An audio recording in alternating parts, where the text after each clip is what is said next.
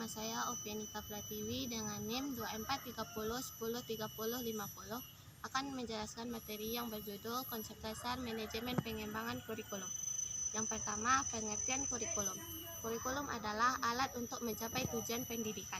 Menurut Elizasri 2022, kurikulum adalah seperangkat rencana dan pengaturan mengenai tujuan, isi, dan bahan pelajaran serta cara yang digunakan sebagai pedoman penyelenggaraan kegiatan pembelajaran untuk mencapai tujuan pendidikan tertentu.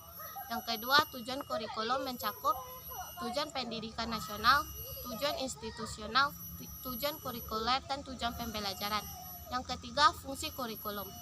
Secara keseluruhan, fungsi kurikulum mencakup berbagai aspek penting dalam mendukung pencapaian tujuan pendidikan.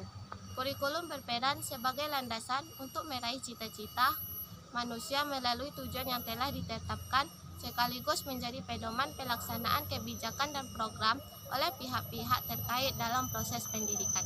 Kedua, proses pengembangan kurikulum. Proses pengembangan kurikulum adalah proses perencanaan dan penilaian kurikulum untuk menghasilkan kurikulum yang lebih baik.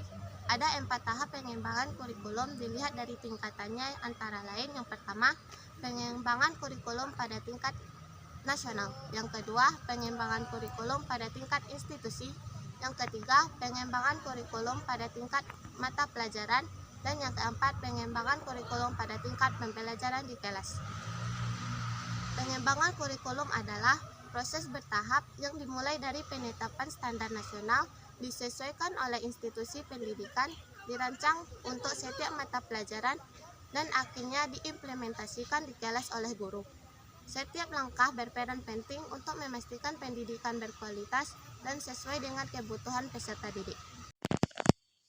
Adapun materi selanjutnya yaitu faktor-faktor yang mempengaruhi proses perkembangan kurikulum.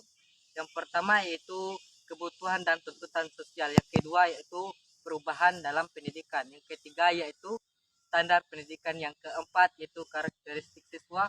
Yang kelima tenaga pendidik. Yang keenam pengembangan teknologi. Yang ketujuh kebijakan pendidikan. Yang kedelapan tren pendidikan global. Yang kesembilan evaluasi dan umpan balik. Yang ke-10 keterlibatan pemangku kepentingan seperti guru, orang tua, dan murid. Adapun materi selanjutnya yaitu Asmaul Husna yang berkaitan dengan pengembangan manajemen kurikulum. Yang pertama yaitu Al-Alim, yaitu maha mengetahui. Seorang pendidik harus lebih mengetahui lebih dalam yaitu tentang manajemen pengembangan kurikulum. Yang kedua yaitu sifat Al-Hakim, yaitu yang maha bijaksana. Seorang pendidik harus bijaksana dalam mengembangkan manajemen kurikulum. Yang ketiga yaitu sifat Ar-Rahman, yaitu sifat yang maha pengasih dengan maha penyayang. Yaitu seorang pendidik harus memiliki sifat pengasih dan penyayang kepada muridnya atau peserta didiknya agar pengembangan kurikulum berproses lebih baik. Yang keempat itu Al-Ad, yaitu yang maha adil. Seorang pendidik harus lebih adil, yaitu dalam hal mengembangkan manajemen kurikulum. Selanjutnya yaitu Al-Khaliq, yaitu menciptakan.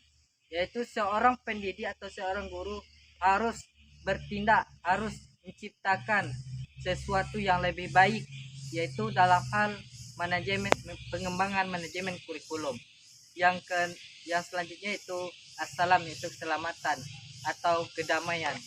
Itu seorang pendidik dalam hal pengembangan manajemen kurikulum harus ada sifat-sifat kedamaian yang ada pada dirinya agar berjalan dengan lancar.